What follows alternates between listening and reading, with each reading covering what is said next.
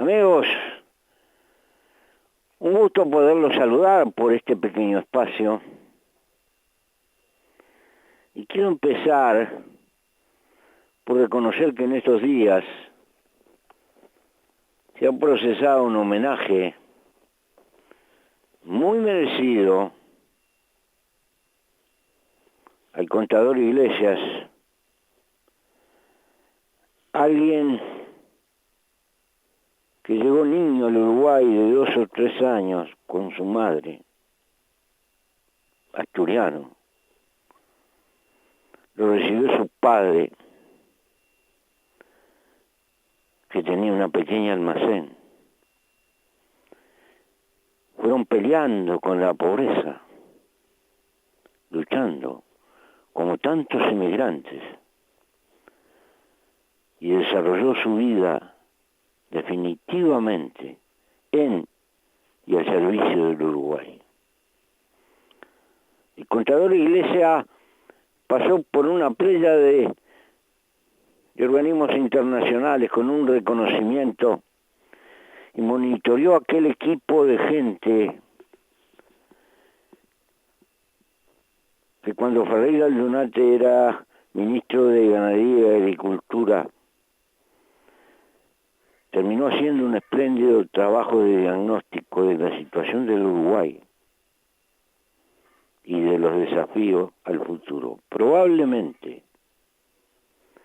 el esfuerzo intelectual más importante en la historia económica del Uruguay de análisis volcado hacia el futuro. Fue canciller, fue muchas cosas.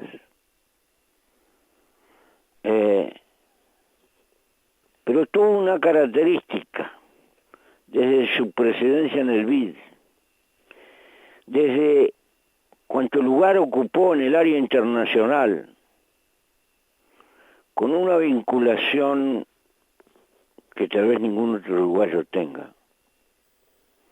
Sirvió para abrir puertas y ayudó a todos los gobiernos, cualquiera fuera su inclinación política. ¿Por qué? Porque supo priorizar primero los intereses del país y estuvo siempre dispuesto a ayudar en todo lo posible. Ha llegado a los 90 años, una larga vida sembrando a favor de la tolerancia, de la convivencia, del crecimiento, del desarrollo y de la lucha por la existencia de este país. Por eso creo que ese homenaje y ese reconocimiento es más que merecido con este brillante anciano que además, de paso, ha volcado algunas reflexiones que hay que tenerlas en cuenta.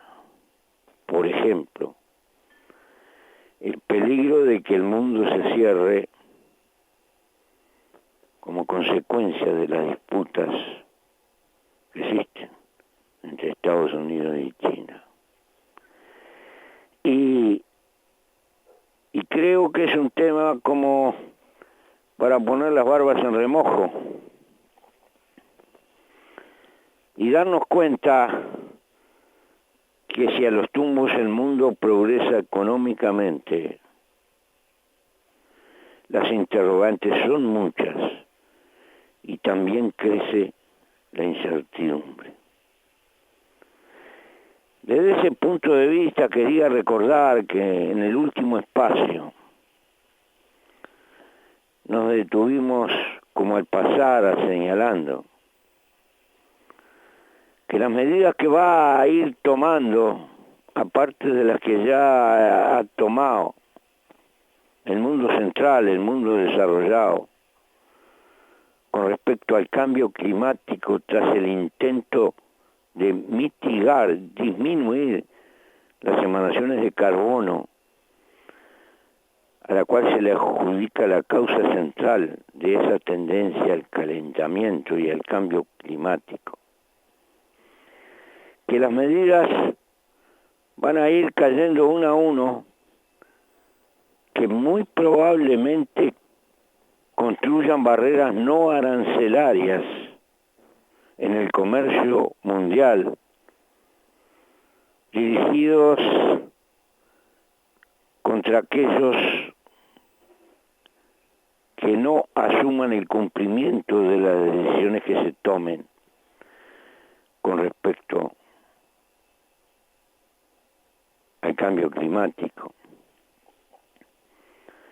Señalaba, como al pasar, que ya este asunto, por lo menos formalmente, es el obstáculo más formidable que tenemos que enfrentar para que se hagan efectivos los acuerdos acordados entre el Mercosur y la Unión Europea.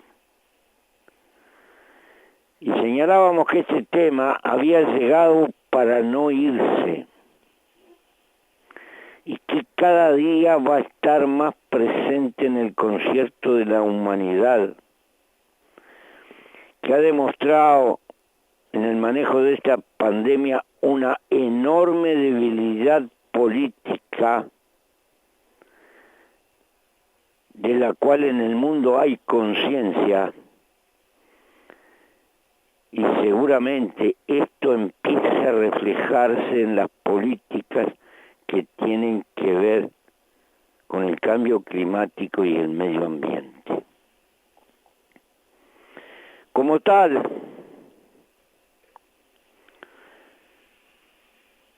ligados a la suerte de este pequeño país, es seguro que lo que podemos hacer a favor y en contra poco va a incidir en el mundo, pero no podemos escapar de las políticas que van a surgir, como las barreras arancelarias, que probablemente surjan como respuestas a la imposición de medidas que tengan que ver con disminuir la liberación de carbono. Y ahí está el asunto de los rumiantes, y ahí está lo mucho que se dice y se castiga, y allí están los problemas ligados al clima. Por eso, por considerar que estos temas vienen para no irse,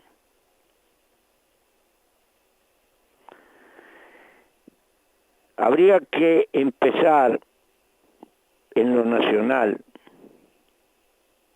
por no desentenderse y empezar masivamente la consulta a la ciencia, a los climatólogos, a los geólogos, etcétera. En primer término, recibir sus apreciaciones, sus consideraciones, consultar a fondo la ciencia para recibir sus aportes con preguntas: ¿cómo será el clima en el Uruguay y en la región dentro de algunos años?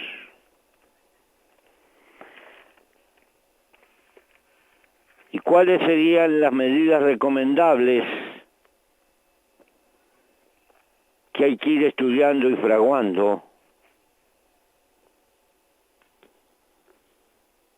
¿Cuál sería el camino experimental de ensayo que habría que cumplir? ¿Cuáles serían las políticas recomendables? Porque seguramente habrá que empezar a tomar políticas, pero en este caso el Consejo de la Ciencia parece insustituible. Hay una enorme responsabilidad de la política con mayúscula, pero no es un problema de talenteo político, sino de consulta al conocimiento, y por eso hay que llamar a quienes pueden aportar antes de tomar decisiones. Pero es precisamente a partir de esas consultas deberán ir surgiendo las decisiones. Voy a poner un ejemplo, uno de los tantos problemas que se presentan. Y voy a poner ejemplos de cosas que conozco. No puedo hablar de lo que va a pasar con la orilla del mar. No puedo hablar de la acidez, de cómo va a repercutir la temperatura media en la vida marina, etcétera. Pero tengo absolutamente claro que el Uruguay es un país no solo agropecuario, es fundamentalmente pecuario y lo va a seguir siendo por mucho tiempo. Y me doy cuenta que hay que empezar a recrear tecnología con lo que se sabe. Y habrá que responder preguntas como esta. Hay que impulsar y promover las técnicas de silvopastoreo. Es decir, asegurar un mínimo de sombra a los rumiantes que explotamos masivamente. Hay 4 vacunos por cada habitante del Uruguay, más o menos. Y vaya que dependemos de esos. Habrá que pensar en plantaciones de árboles ralas, no más de 200 por hectárea, en filas ralas a 40, 50 metros una de otra, para que no le falte luz al pasto, que es el gran encargado de mantener a los animales pastores, los vacunos, las ovejas.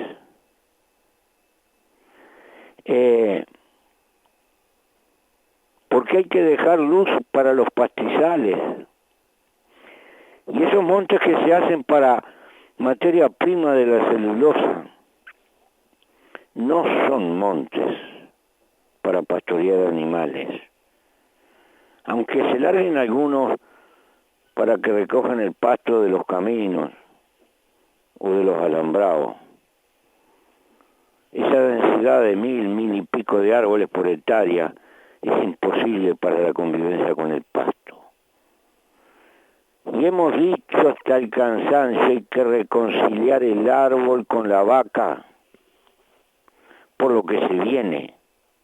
Y lo que se viene es una tendencia a climas más tórridos. Y esto es un problema tecnológico. Hay que irlo preparando, hay que irlo ensayando, hay que hacer docencia y hay que dar beneficios, estímulos para aquellos productores que se animen a empezar a desarrollar otras tecnologías que van a ser decisivas probablemente dentro de 25 o 30 años. ¿Por qué? Porque sencillamente el metabolismo vacuno y el metabolismo de los rumiantes genera mucha calor.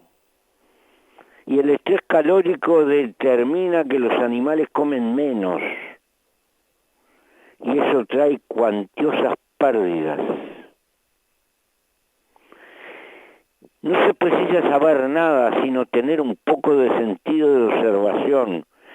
Quien anda en auto por las carreteras verá que cuando el verano aprieta, los pobres animales se ponen a lo largo buscando la sombra de una columna donde hay molinos. Precisan sombra desesperadamente. Y si no, aguantan. Pero ese aguante son pérdidas económicas. Y esto también puede significar cambios raciales en la genética de los animales con los que trabajamos. Tal vez haya que acentuar mucho el brango, el brafo y otras razas sintéticas tratando de mejorar la calidad de su carne en los viejos cebuinos, pero recoger la resistencia de animales que tienen resistencia biológica al calor muy superior a las razas de origen europeo. Eso se llama Brangus, eso se llama Braford y se llaman otros nombres. Un poco de cebú y un poco de Hereford y un poco de Aberdeen Angus para mejorar la calidad. Todo esto no se puede hacer de la noche a la mañana. Todo esto significa políticas de aliento, de largo plazo, de prepararse para mitigar los efectos inevitables del cambio climático. Pero apenas toqué un aspecto. Hay que acudir al mundo de las ciencias agronómicas y veterinarias y al mundo de la biología. Porque lo que hablé de los animales, hay que hablarlo en la historia de los pastos. En definitiva, vender productos animales como vende el Uruguay es vender pastos transformados y el clima va a afectar la vida de los pastos y habrá que pensar en las leguminosas semitropicales y etcétera. Hay todo un horizonte. Esto no se resuelve de un día para el otro. Hay que tener políticas de investigación de largo plazo en esto. Porque si no podemos cambiar el cambio climático, tenemos que cambiar nosotros para adaptarnos. Eso se llama mitigar.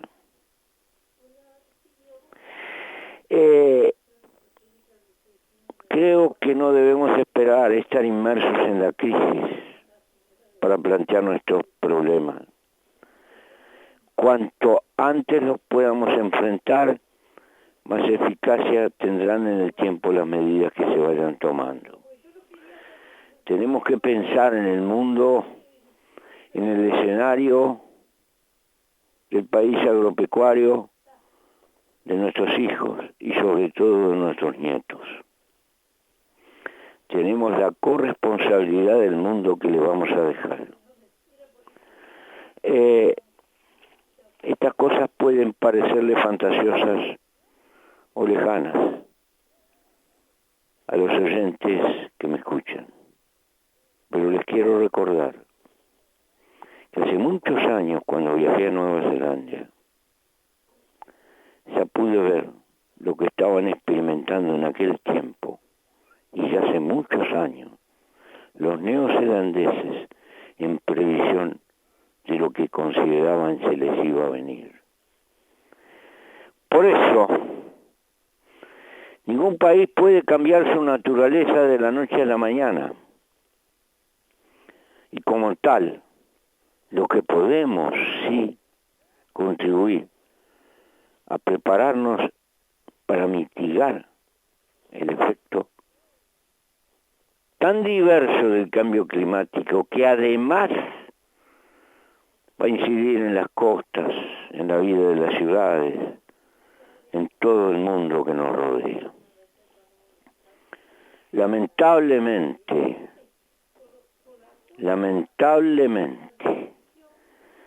parece que los orientales somos una especie de paisito del último momento. Sería bueno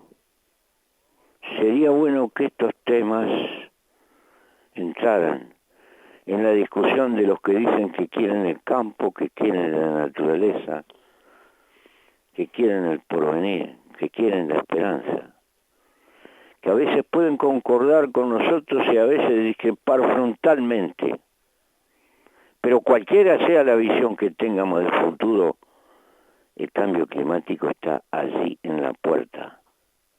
No nos hagamos los desentendidos.